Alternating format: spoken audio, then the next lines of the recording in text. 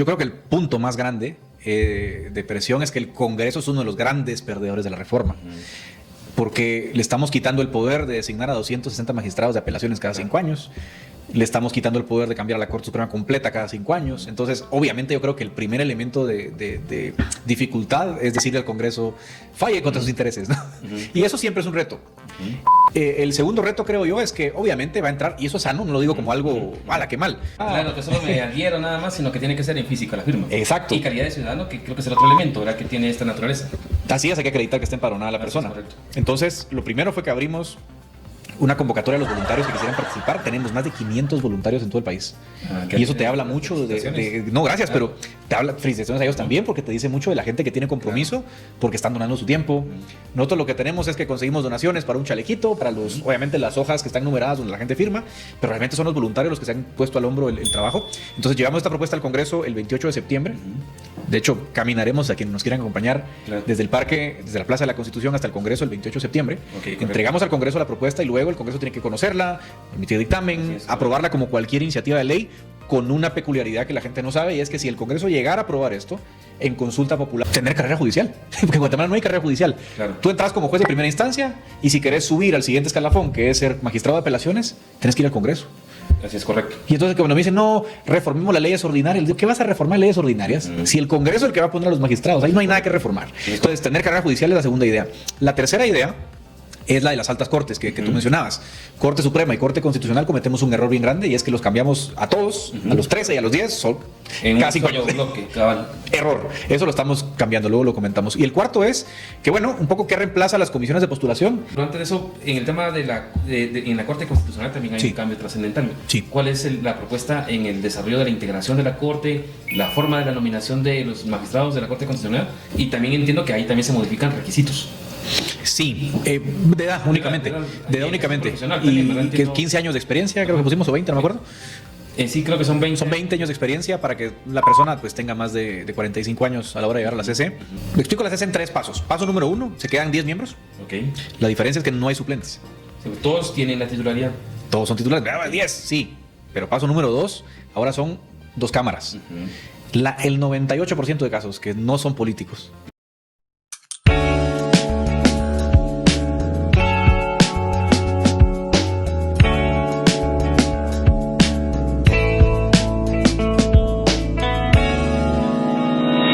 Bienvenidos a otro episodio de Otra Perspectiva Podcast. Hoy quiero comentarles que tenemos un invitado especial hablando de un tema de coyuntura y que está relacionado a una propuesta de reforma a la Constitución política con relación al tema del sector justicia.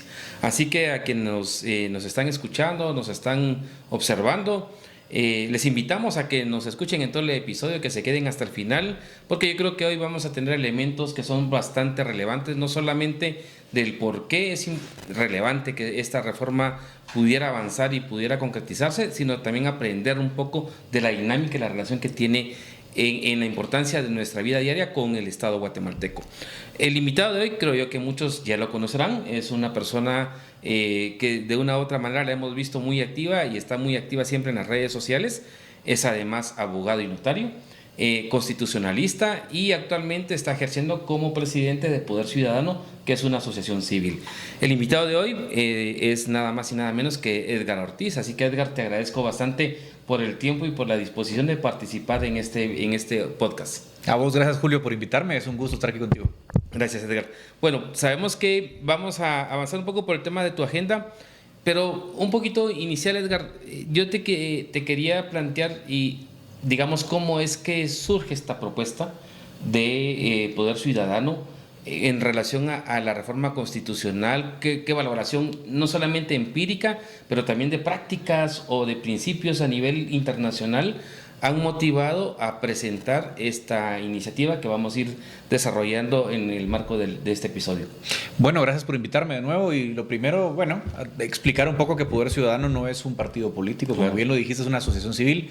Lo digo porque obviamente, como estamos tocando temas tan importantes, hay muchos ataques, tratan de asociarnos a movimientos políticos, pero decir que ahí están mis clips desde junio, que nace Poder Ciudadano, donde yo digo, miren, por el bien de esta propuesta, ni yo ni nadie que esté en la Junta Directiva va a ser candidato en 2027, No es esa la idea, no es el plan. Por supuesto, más adelante si alguien quiere participar es libre de hacerlo, pero no quienes somos parte de la junta directiva, quienes somos los fundadores. Eso es lo primero. Lo segundo, decirte que la idea de Poder Ciudadano es acercar la Constitución a la gente.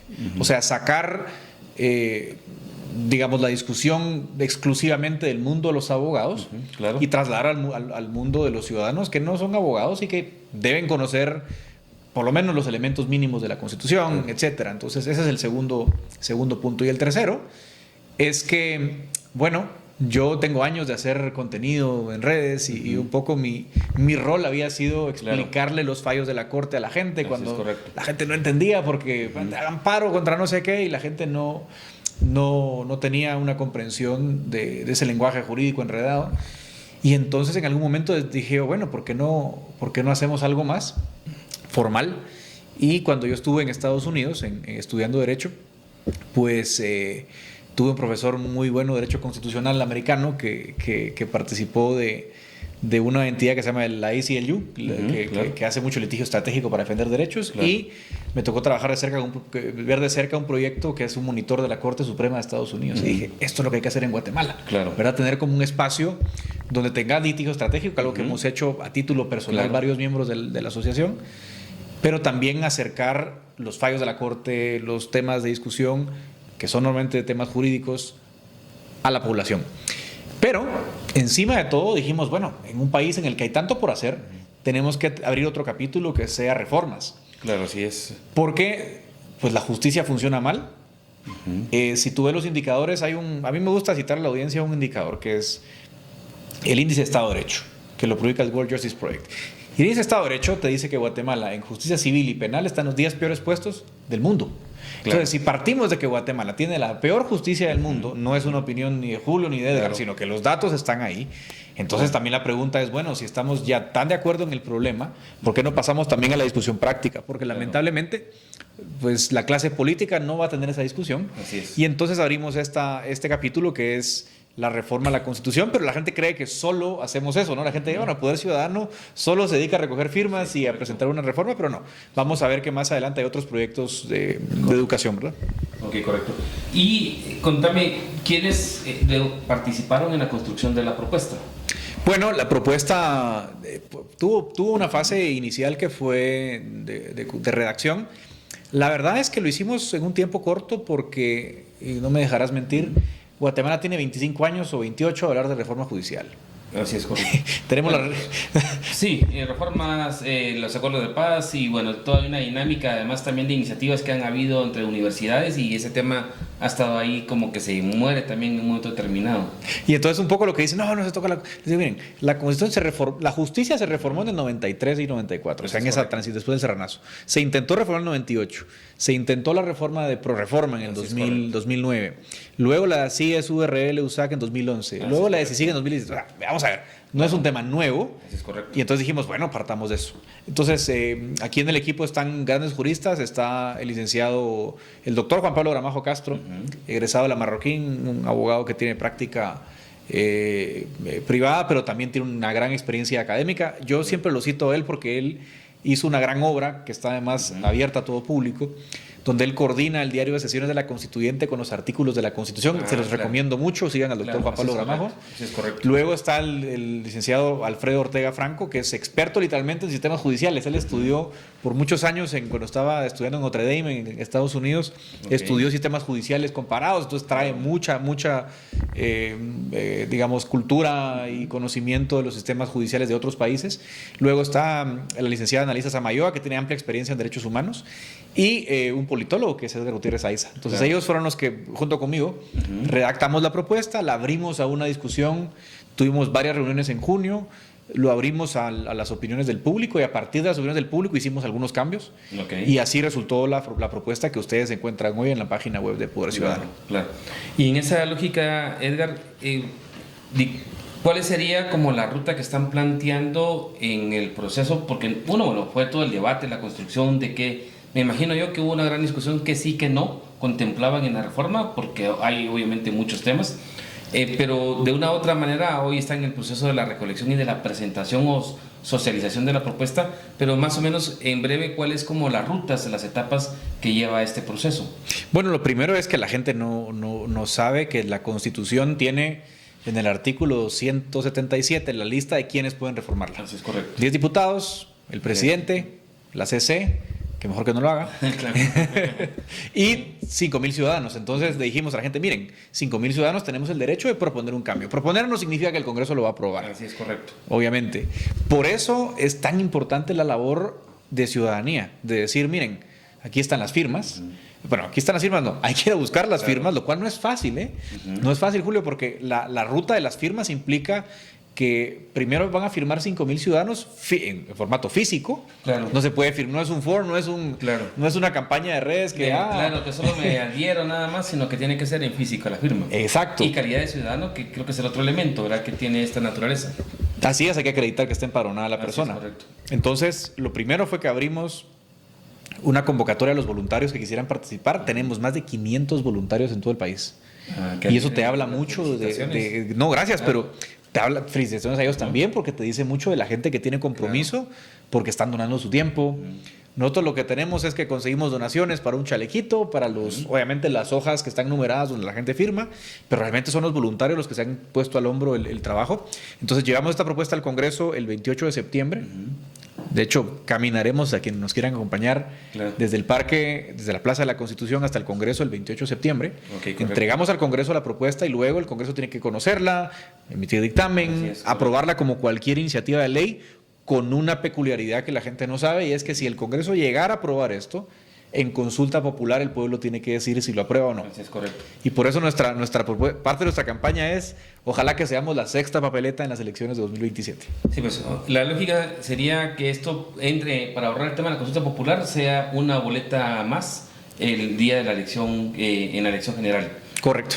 Y yo creo ya te escuché en otros episodios, en otros programas y otras entrevistas, pero creo que vale la pena un poco marcar. Te decía al inicio, ¿verdad? Me imagino que al momento de que abrieron a debate les han de haber planteado 1000 temas. La pregunta en concreto sería, bueno, ¿por qué la restringimos al tema de reforma justicia? Y de una u otra manera, ¿qué elementos fueron los que priorizaron? O sea, que es como el núcleo central de la propuesta que se está presentando en este momento. Mira, lo primero es por qué solo la justicia. Eso sí es algo en lo que yo he insistido mucho. Yo soy minimalista. Les digo, a ver, si nosotros comenzamos a preguntarnos qué problemas hay en Guatemala, qué cosas hay que cambiar, terminamos con una lista interminable de problemas. El asunto está en que si nos propusiéramos cambiar todo lo que está mal, empezaríamos a ver nuestras diferencias. Entonces, yo digo, no es tan fácil ponernos de acuerdo sobre 20 temas, ni sobre 10 temas, ni sobre 5, pero sobre un tema sí. Y aún sobre un tema, siempre hay gente que te dice, bueno, ¿por qué no hicieron esto? ¿Por qué no hicieron aquello? Eso es lo primero. Entonces dijimos, bueno, solo justicia. ¿Por qué justicia? Y aquí sí quiero hacer un paréntesis, sobre todo para la gente. Yo les digo, a ver, miren, número 1, el país retrocedió en calidad democrática en los últimos años culpa de la justicia. Tenemos gente en el exilio porque fue fiscal, porque fue juez, porque fue periodista. Eso no puede pasar. Pero además, les digo, miren, si a ustedes les preocupa la infraestructura del país, perdónenme, pero hoy les pongo un ejemplo. La cárcel de máxima seguridad en Izabal estuvo detenida por un amparo. Así es correcto. Tenés un montón de carreteras que no pueden reparar porque hay un amparo, está judicializado el caso. Así es correcto. Y si a ustedes les indigna lo que está pasando hoy en la Universidad de San Carlos de Guatemala, me van a disculpar, pero Walter Mazareos no debería estar sentado en esas sillas si la justicia funcionara. Entonces, la prueba de que la justicia no funciona la tenemos. Entonces les digo, bueno, estamos de acuerdo en que no funciona la justicia. 95% de la gente te dice sí. Por eso empezamos por ahí. Segundo, dijimos, bueno, dentro de la justicia, ¿cuál es el gran objetivo? Que funcione para todos, que sea independiente.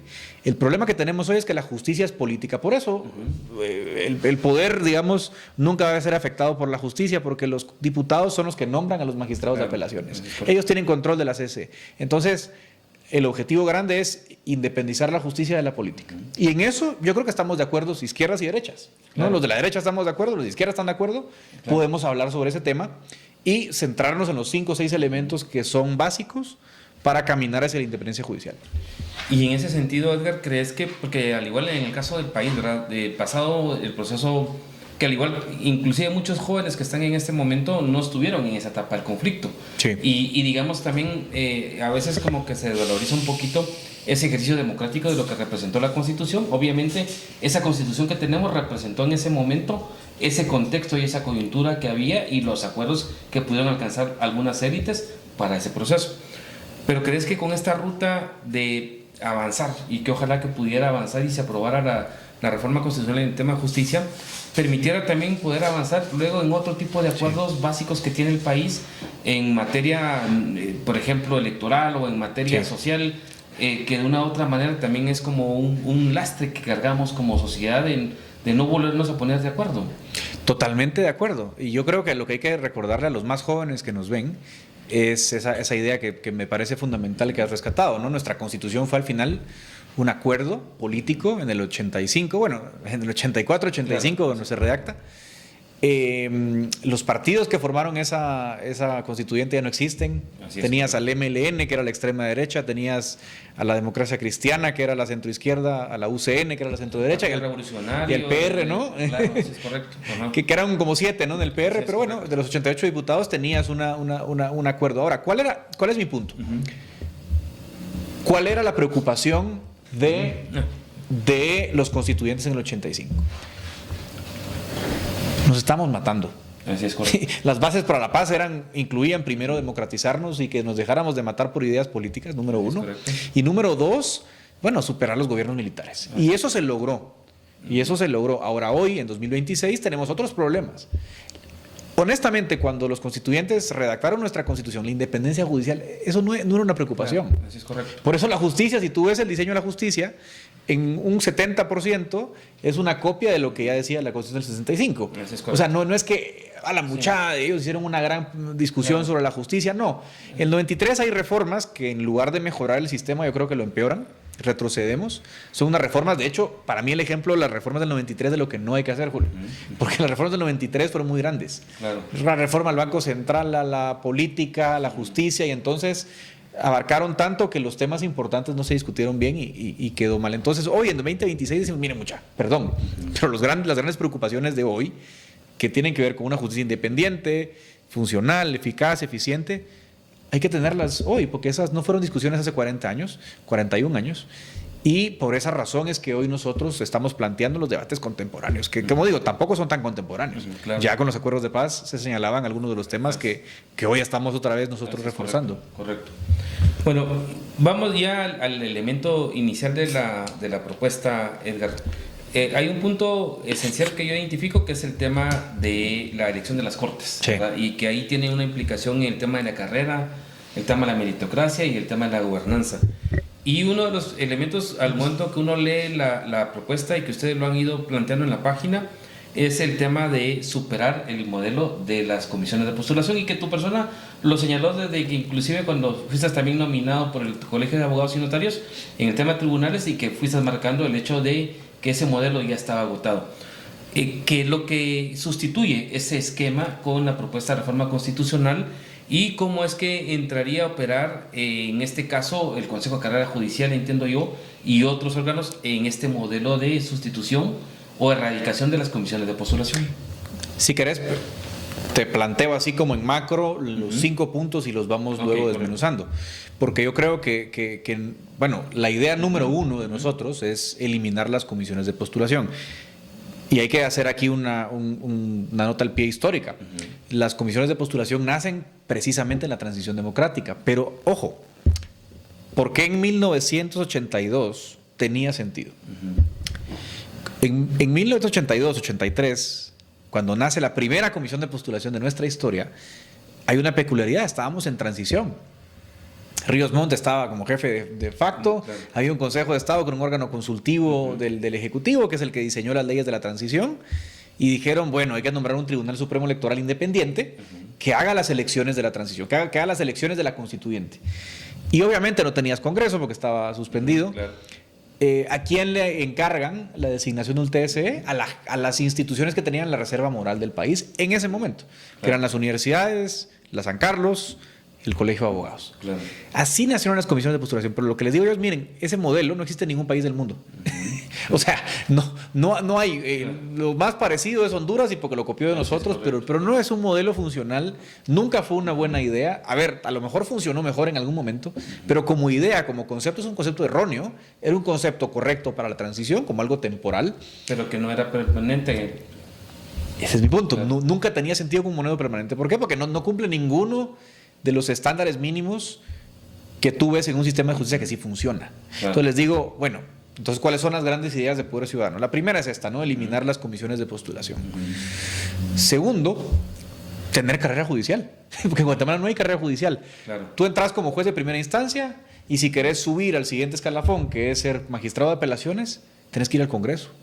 Así es correcto. Y entonces cuando me dicen, no, reformemos las leyes ordinarias, les digo, ¿qué vas a reformar leyes ordinarias? Si el Congreso es el que va a poner a los magistrados, ahí no hay nada que reformar. Entonces, tener carrera judicial es la segunda idea.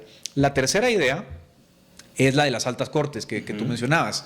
Corte Suprema y Corte Constitucional cometemos un error bien grande y es que los cambiamos a todos, a los 13 y a los 10, son cada 5 años. Bloque, Error. Eso lo estamos cambiando, luego lo comentamos. Y el cuarto es que, bueno, un poco, ¿qué reemplaza las comisiones de postulación? Pues miren, hace 80 años en Europa, cuando se modernizaron los sistemas de justicia, se crearon sistemas de gobernanza judicial en los cuales se sacaba la política de la gobernanza judicial, se creaban órganos, en algunos lugares consejos de la magistratura, de la judicatura, que son los encargados de la gobernanza judicial, o sea, los que designan a los jueces, los que se encargan de evaluarlos, su ascenso, su carrera, etcétera, sus sanciones, que también son relevantes, y proponemos movernos hacia ese modelo.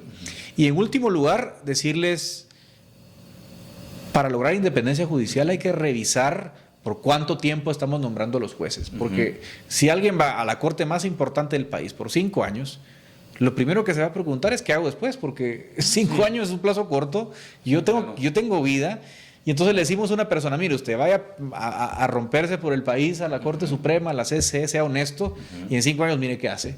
Claro. Y eso no tiene mucho sentido, ¿no? Claro. Entonces tenemos que revisar los plazos. Yo sacaba una estadística en un video que les recomiendo porque explicamos paso a paso la propuesta en Poder Ciudadano. Les digo, si sacamos un promedio en América Latina, 5 países de América Latina tienen vitalicios a los jueces de alta instancia. Y el resto, en promedio, duran 9 años y medio. O sea, Guatemala, con sus 5 años, está muy por debajo del promedio de América Latina, no seguida del mundo. Claro. Y eso hay que cambiarlo. Y en esa ruta, vamos un poco por el tema, digamos, en el tema de la carrera. Entiendo yo que la lógica hoy sería de que, por ejemplo, haya una continuación de quienes están en nuestra estructura de jueces de paz, jueces de instancia, magistrados. Eso quedaría en un proceso de definición por la misma Corte Suprema de Justicia. Son ellos quienes estarían eligiendo hasta magistrados de sala de apelaciones y hay un porcentaje que también se deja habilitado en el tema que puede haber también como alguna renovación, digamos, de los abogados que estamos en la calle. Más o menos, ¿cómo funcionaría la propuesta? Bueno, en nuestro caso, fíjate que la propuesta nuestra es, yo diría, muy parecida a la chilena, a la de la derecha chilena en 2023. La derecha chilena gana la constituyente, la segunda constituyente, y ellos plantean un modelo de 3 órganos. Y es decirles, miren, hay un consejo de carrera judicial, que es el que se va a encargar, que es un órgano, aparte, independiente de la Corte Suprema, en el que van a estar representados la Corte Suprema, la Corte de Apelaciones, los jueces de paz, los jueces de instancia, esos 4 eligen a un representante. Luego hay otros 3 profesionales externos que complementan el órgano, y el Consejo de Carrera Judicial es el que se encarga de evaluar a los jueces, ¿sí? Contratarlos. Entonces, cada vez que hay una vacante, los nombramientos se van a hacer por mérito, por exámenes de oposición, que eso no existe hoy en Guate. Tenemos un examen, pero al final la Suprema hace lo que quiere. Sí, no, y que ese es un elemento que yo creo que en algún momento te lo comentaba, ¿verdad? Porque al final de cuentas ese tema de meritocracia ha marcado el tema de titulitis, y que uno conoce a alguna gente en el gremio y realmente uno dice, no, hombre, este no es para estar con 2 títulos de doctor, ¿verdad? Pero ojalá, creería que esa es la lógica, que sí realmente haya un proceso de revisión para que efectivamente haya ese reconocimiento en cuanto a eficiencia de conocimiento y compromiso que pueda tener quien ejerza esa función jurisdiccional. Claro, y es lo que dando seguimiento a tu ejemplo, ¿no? Hoy nos indignamos porque decimos, bueno, ¿cómo es posible que llegue una persona con 3 doctorados a una comisión de postulación y entra? Yo les digo, bajo el modelo que proponemos nosotros, esa persona tiene que hacer un examen. Claro. Y si no lo gana, sus 3 doctorados, que los cuelguen a la pared, claro. Y que le cuente a su mamá que tiene 3 doctorados, porque no va a valer de nada. Vas a tener que demostrar en tu posición que sos bueno.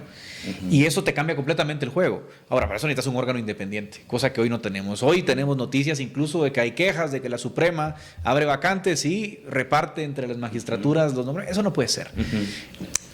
Ese es un tema. Entonces, hoy, digamos, pasaríamos del nombramiento político, porque la Suprema hoy es súper poderosa, eso no lo dice nadie. Pero me dicen, no, los órganos. Sí, los órganos que nosotros creamos son órganos que tienen el poder dividido. Hoy los 3 órganos que estamos creando tienen un poder que está concentrado en la Suprema, porque la Suprema te concentra hoy el manejo de la chequera, claro. Los nombramientos judiciales, por lo menos hasta juez de instancia, y la última palabra en las sanciones de los jueces. Entonces, yo lo que digo es desconcentremos el poder. En una república hay que dividir el poder. Claro. Entonces, la Suprema que se quede como tribunal de casación, el Consejo de la Carrera Judicial se queda contratando jueces y además con parámetros objetivos, no coleccionando diplomas. Pero luego hay otros 2 órganos que son igualmente importantes. Uno es el Consejo de Gerencia.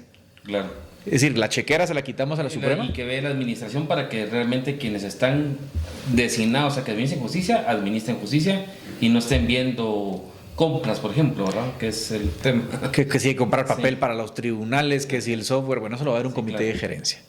Y luego hay otro tercer órgano que es el Comité de Disciplina Judicial, que lo estamos pensando como un órgano constitucional, que ese órgano es el único que va a tener a su cargo la disciplina de los jueces. Porque si les vamos a dar independencia, también tenemos que pedirles rendición de cuentas, ¿verdad? Entonces ese órgano estaría conformado por 3 miembros de la judicatura, pero por 2 miembros del colegio de abogados. Ahí sí tiene sentido meter al colegio. Ok, correcto. Porque nosotros somos los usuarios del sistema. Sí, es correcto. ¿Verdad? Correcto. Y ese órgano sería el que disciplinaría a los jueces.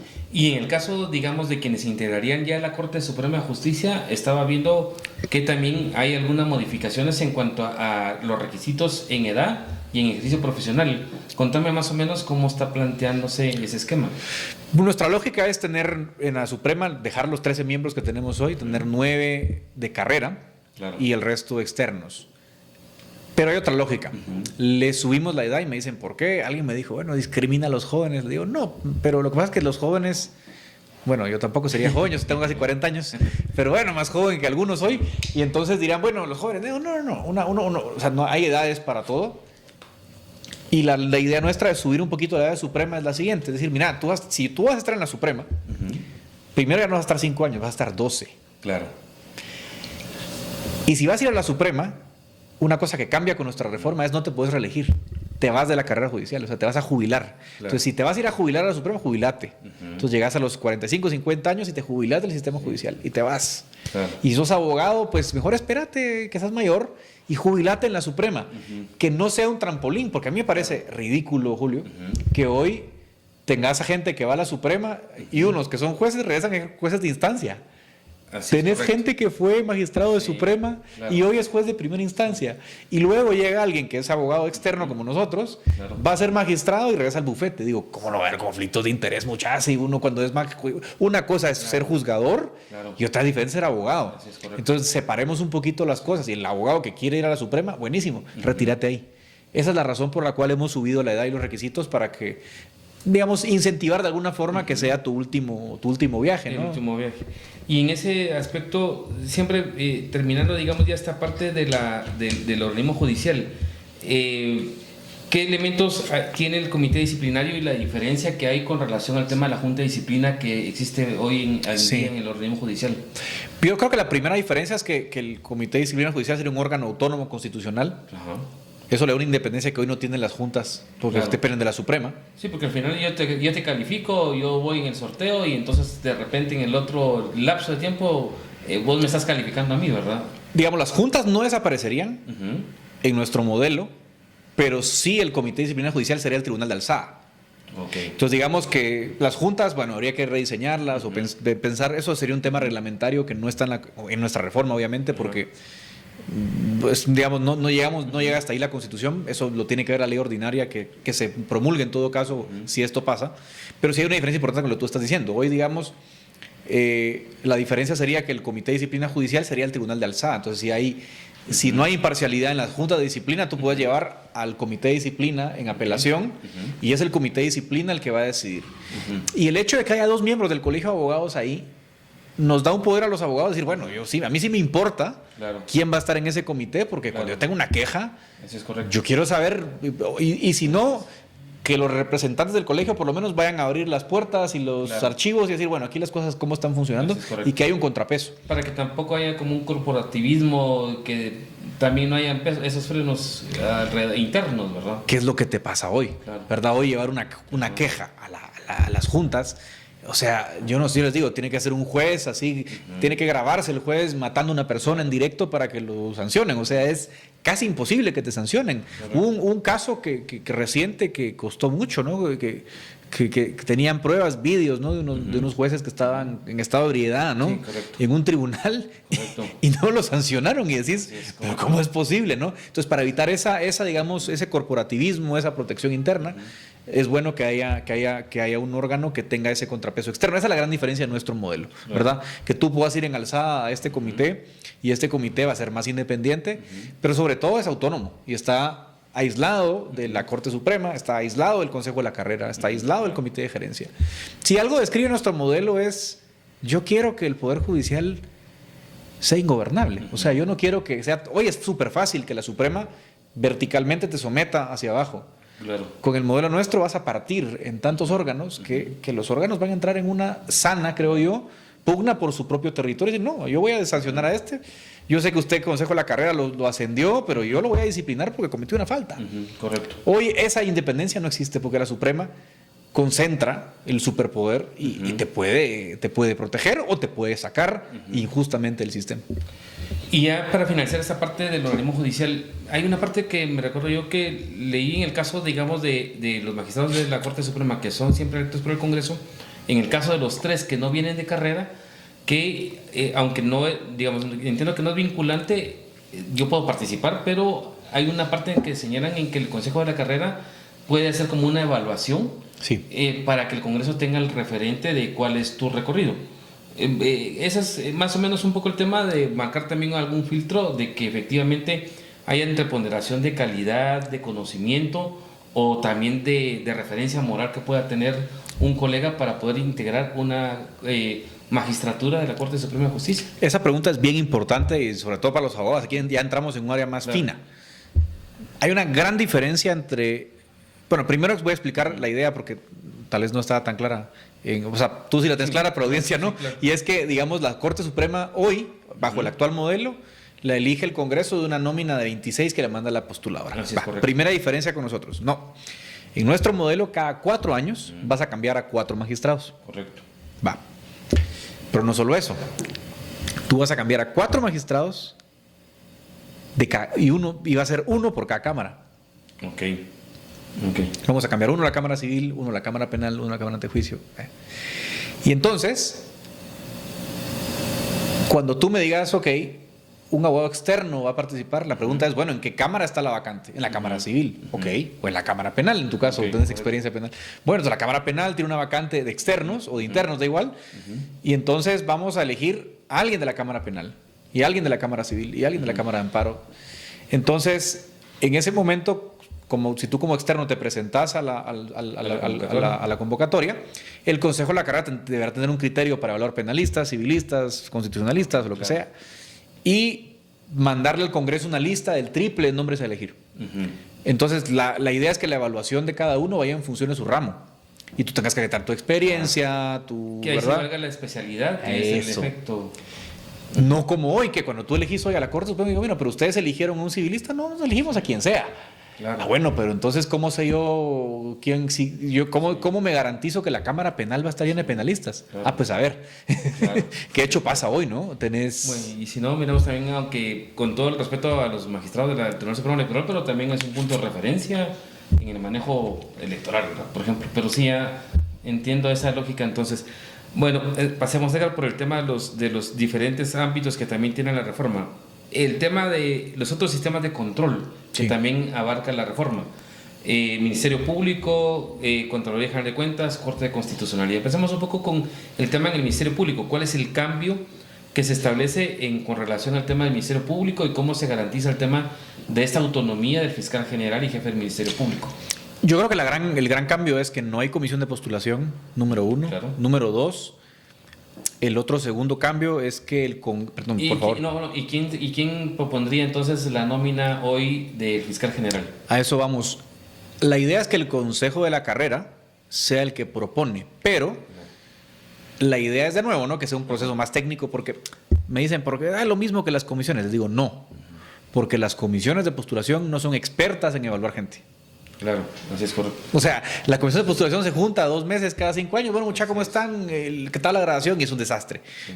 En el Consejo de la Carrera, literalmente, lo único que hace en su vida, de hecho, por cierto, claro. qué vida tan aburrida, ¿verdad? Claro, tu trabajo es evaluar gente. Bueno, pero es tu trabajo. Entonces, vos lo vas a hacer con métricas y con mecanismos más objetivos que una comisión de postulación. Segundo, nosotros decimos la nómina ya no es de 6, es de 12. Dice, ¿pero qué 12? Bueno, porque yo le quiero dar al presidente 3 tipos de opción. 4 que tienen que venir de carrera judicial, 4 que vengan de carrera fiscal y 4 que sean abogados de la calle, ¿no? Como, claro, así, como que feo suena eso a nosotros, sí. Abogados de la calle, como que no tuviéramos casa. Claro, sí. Pero bueno, pero al final es también eso. Yo creo que es un tema de equilibrio también para innovación, ¿no? Abogados del ejercicio profesional, porque de la calle suena muy raro. Entonces la idea es que esa nómina que te llegue el presidente venga con 3 opciones, ¿no? 4 de cada aspecto, y el presidente dirá, bueno, yo quiero un abogado de la calle, o yo quiero un fiscal de carrera o un juez de carrera, ¿verdad? Darle esa amplitud. Y que la nómina sea, de nuevo, ¿no? Objetiva en la medida de lo posible. Y obviamente la decisión final la toma el presidente y eso está bien. ¿Qué cambiamos nosotros? Fíjate una cosa, nomina el Consejo, elige el presidente, pero quien puede remover es el Congreso. Okay. Sobre ciertas causales. Correcto. Fuimos muy cuidadosos en la valoración de los 106 bis, que es un artículo que recomiendo leer con cuidado, porque sí nos fuimos por respetar los estándares del sistema interamericano. O sea, no te pueden hacer un juicio político. Claro. Porque si no, entonces ya no hay independencia. Claro, sí, correcto. Pero sí te pueden hacer un juicio por abuso del poder, abuso del cargo. Y un ingrediente adicional, porque al final Contraloría de Cuentas también le quitamos la comisión de postulación. Solo que aquí ya no habría Consejo de la Carrera porque no es un órgano de control. Así es. Aquí vendría una nominación de una comisión del Congreso multipartidaria, pero hay una similitud entre el Contralor y el fiscal en términos de controles. Y es que decimos, nadie que haya participado en política 4 años antes puede ser fiscal ni puede ser Contralor. Claro. Y nadie que deje el cargo puede por 4 años participar en cargos de elección popular. Claro. ¿Cuál es la idea? Yo no quiero que el fiscal llegue a decir, bueno, de aquí me voy a la presidencia, o de aquí me voy al Congreso, o de aquí me voy a la alcaldía. Claro. No. Y tampoco quiero que el Contralor diga, no, voy a multar a Raimundo y medio mundo para que me elijan en 3 años, ¿no? Entonces, la idea es como aislar, obviamente, siempre hay márgenes, pero digamos, dejar que no sea un trampolín. Y el tema conflicto de interés, ¿verdad? Que también se ha ido marcando. Hay un tema del amparo, pero antes de eso, en el tema en la Corte Constitucional también hay un cambio trascendental. Sí. ¿Cuál es la propuesta en el desarrollo de la integración de la Corte, la forma de la nominación de los magistrados de la Corte Constitucional? Y también entiendo que ahí también se modifican requisitos. Sí, de edad únicamente. De edad únicamente. Y que 15 años de experiencia, creo que pusimos, o 20, no me acuerdo. Sí, creo que son 20. Son 20 años de experiencia para que la persona pues tenga más de 45 años a la hora de llegar a la CC. Le explico la CC en 3 pasos. Paso número 1, se quedan 10 miembros. Okay. La diferencia es que no hay suplentes. Sí, todos tienen la titularidad. Todos son titulares. 10, sí. Pero paso número 2, ahora son 2 cámaras. El 98% de casos que no son políticos, que son... Tú y yo sabemos en la práctica, son litigios porque la cuestión ordinaria falló y hay que ir a la CC a enmendar. Eso yo quiero que sea pronto y cumplido, y entonces con 2 cámaras vas a tener mucha más agilidad. Entonces la mayor parte de casos que no son políticos, que los arregle la CC en cámaras. ¿Cómo caen los casos? Aleatorios. Le cae la cámara 1, cámara 2, no importa. Siguiente cambio. Lo de los suplentes merece una mención especial, porque los suplentes no tienen prohibido ejercer como litigantes, así es correcto. Ahí tenés, no voy a decir nombres, pero tenés magistrados que son asesores en entidades públicas. Digo, bueno, usted hace asesor en entidad pública y luego digo, no, o sea, no se puede. Claro. Pero en fin, entonces ahí ya no hay suplentes. Ahora, ¿qué pasa con los casos que sí son políticos? Amparos contra el presidente, inconstitucionalidades de leyes. Ahí les digo, ok, hacemos un pleno de 10. Ok. Y por lo menos 6 votos para invalidar una ley o invalidar un acto del presidente. Claro. Se excusan 2, no importa, quedan 8 o se excusan 3, no importa, hay 7, tiene que haber 6 votos. ¿Qué es este elemento de trascendencia constitucional que está referido en la propuesta? Ese es otro elemento, el cuarto, que es, miren, y ya voy a hacer publicidad que me diste el espacio, claro. Voy a hacer publicidad de un producto que lanzamos en octubre, que es el Observatorio de la CC. Ya hemos sistematizado 4.500 fallos del 2025 al 2026. Vamos a hacer un índice por año de la magistratura, ¿no? Porque ellos asumen en abril, ¿no? Entonces, de abril a abril, ya sistematizamos 4.500 casos. Y tu problema es que cuando tú ves, decís, bueno, primer punto, el 60% de los amparos que llegan hoy a la CC los promueve el propio Estado. O sea, dices, bueno, entonces el Estado le está quitando al ciudadano el recurso para defenderse del Estado. Es un poco paradójico. Entonces yo digo, si ya sabemos que hay 33% de los casos que llegan a la CC son laborales y la CC siempre dice lo mismo, ¿por qué la CC va a volver a conocer esos casos? Para mí lo lógico es decir, mire, en estos casos ya hay jurisprudencia, yo no voy a escuchar el caso. Entonces el filtro de trascendencia constitucional dice, si es un tema ya decidido, la CC no lo va a escuchar. Por supuesto, tenés la oportunidad de insistir y decirle, no, mire, mi caso es diferente, y tenés oportunidad de hacer tu punto como litigante. Pero ese es el debate, esa es la posibilidad de que como litigante le generes esos elementos de innovación a la Corte. Y que haya una chance de que cualquier magistrado diga, no, para mí sí es un tema de trascendencia, insisto, y que la Corte acepte el caso. También lo puede hacer la PDH, pero decir, miren, si no es un tema de trascendencia, que pasa mucho, ¿para qué la Corte va a perder tiempo? Porque lo que no se ve es, mientras más casos inútiles conoce la Corte, inútiles me refiero a casos que ya están, son ley fijada y en los cuales la Corte no va a innovar, le quitamos justicia pronta y cumplida a otros. Entonces, queremos dejar un filtro en el que se diga, los temas resueltos, perdón, pero la Corte no los va a escuchar. Ya que los escucha en primera instancia, pero no va a llegar en apelación aquí porque ya es un tema decidido. La Corte no va a cambiar su criterio. Si lo piensa cambiar, pues sí. Que te diga la Corte, no hay problema, yo voy a cambiar de criterio, tengo razones para innovar, venga el caso a nosotros, innovamos y entonces ya el caso deja de ser un caso sin trascendencia y se vuelve un caso con trascendencia constitucional. Pero sí dar un poco ese ejemplo, no lo sacamos de la manga, lo vimos en la jurisprudencia colombiana, en la italiana, en la española, y tratamos de crear un sistema que sea equilibrado en el sentido de que la Corte no escuche casos que no tienen sentido, pero que sí haya el derecho de insistirle a la Corte para que no dejemos sin defensa a los amparistas, ¿no? Y en esta dinámica, solo hacer un paréntesis, ¿verdad? El tema de este observatorio está accesible en la página de Poder Ciudadano. Va a estarlo en octubre, yo creo que vamos a sacar un adelanto de datos. Lo que pasa es que tenemos una base de datos de 4.500 fallos, bueno, más, son 4.553 fallos de amparo y apelación de amparo.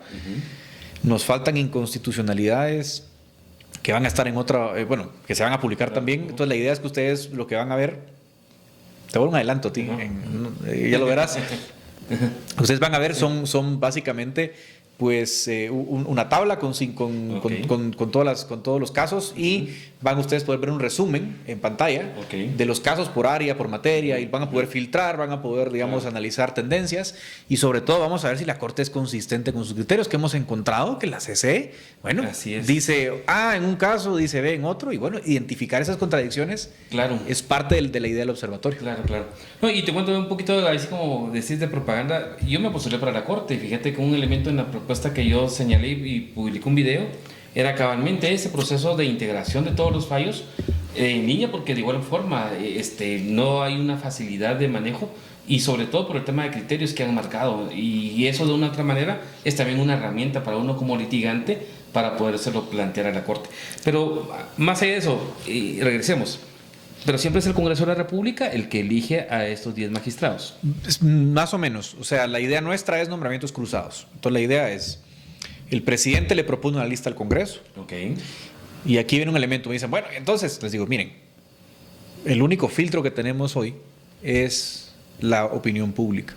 Entonces el presidente le nomina al Congreso, le manda el triple de cargos a elegir. Si son 2 vacantes, le van a dar 6 nombres. Si son 1, 3. Y el Congreso tiene que hacer obligatoriamente audiencias públicas, donde esté por lo menos un jefe cada bloque, Así es, correcto. E interrogar a esas personas. Y el público tiene que conocer de cara y nombre a cada aspirante y escucharlos antes de que el Pleno vote. Y al revés, el Congreso le nomina al presidente el triple de nombres a elegir, previo proceso también de audiencias públicas. Lo que queremos es que los que se sometan a ese proceso en la cara, los interroguen todos los diputados de cada bancada y después del proceso el presidente recibe la lista y dirá, bueno, ya vi las audiencias, ¿verdad? ¿Quién es bueno, quién es malo, quién esconde, quién no? Y esos serían los primeros dos órganos designados. El tercer órgano sería el OJ, donde el Consejo de la Carrera le propone a la Corte Suprema el triple de nombres y la Corte Suprema es la que elige el resto. No, y es interesante ese tema de las audiencias, porque digo, yo viví esa práctica y habían algunos colegas que tenían pavor, ¿no? Sí. O sea, y creo que ese elemento, si estás de una u otra manera postulándote a una alta magistratura, el hecho de que vos tengas solvencia para decir por qué yo me he animado o qué calidades tengo, creo yo que es un elemento que debería de ser algo común para que no solamente quien te vaya a nominar conozca, pero también la ciudadanía, para poder también marcar esos elementos también de una u otra manera, no de presión, pero por lo menos que marque un proceso de corriente de quiénes son los que están designados o aspirando a ese cargo como tal, ¿verdad? Y sí de presión, porque al final, perdón, pero uno de las habilidades que debe tener un magistrado es aguantar la presión. Claro. Porque al final es un cargo exigente, es un cargo estresante, es un cargo duro. Y yo sí quiero que una persona que no tenga el carácter no llegue a la corte. Claro. Puede ser un buen abogado.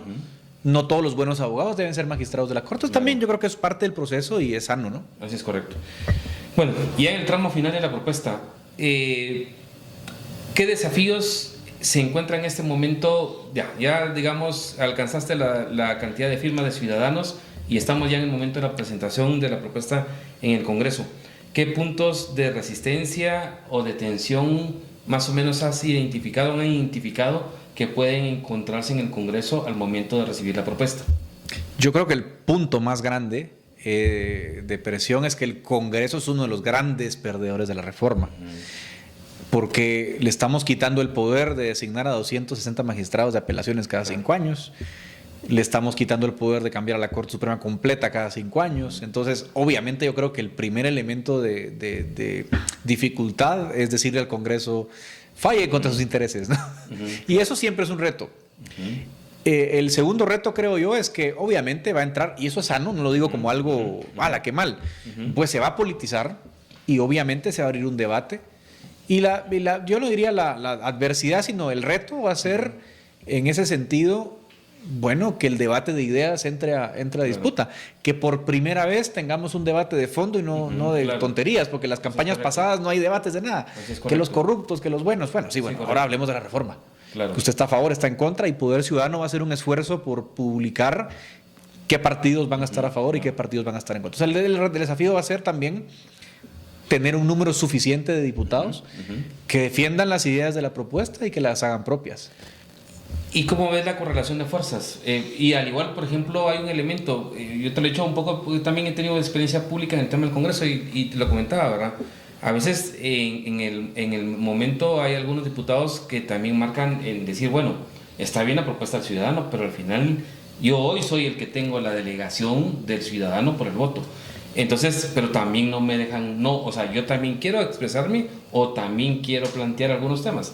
¿Cómo miras esa correlación y esa posibilidad de que también se genere esa discusión o se generen esos espacios por bloque o por corrientes para también ir determinando la viabilidad de la propuesta y que también no quieran, como normalmente se dice, ¿verdad? O popularmente le quieran meter mano a la propuesta y le reduzcan el alcance de la propuesta inicial? Bueno, eso es un riesgo como siempre. De hecho, como digo, lamentablemente no hay otra forma de cambiar la Constitución más que pasar por el Congreso, y es parte de los desafíos que van a haber. Dicho eso, lo cierto también es que para cualquier enmienda y para cualquier decisión se requieren 107 votos. Entonces tampoco es tan fácil lograr 107 votos para hacer A o B. Por supuesto, poder enmiendas, poder cambios, y el reto nuestro es también hacer una buena labor de comunicación para que los diputados no dejen sin dientes la propuesta o no la dejen sin lo más importante. Y siempre está, como siempre les digo a todos, siempre está la última palabra del lado del ciudadano. Si la reforma es mala, pues votamos que no en la consulta. Si la reforma es buena, votamos que sí. Entonces siempre hay mecanismos de rendición de cuentas, siempre hay mecanismos de control, pero por supuesto que no va a ser una batalla fácil en el Congreso. En las fechas, ¿cuál sería lo ideal al momento de que, bueno, el 28 de septiembre están presentando la propuesta? Sí. Al igual, si tiene un trámite como iniciativa, recordate que al órgano que terminen para el conocimiento tiene 45 días.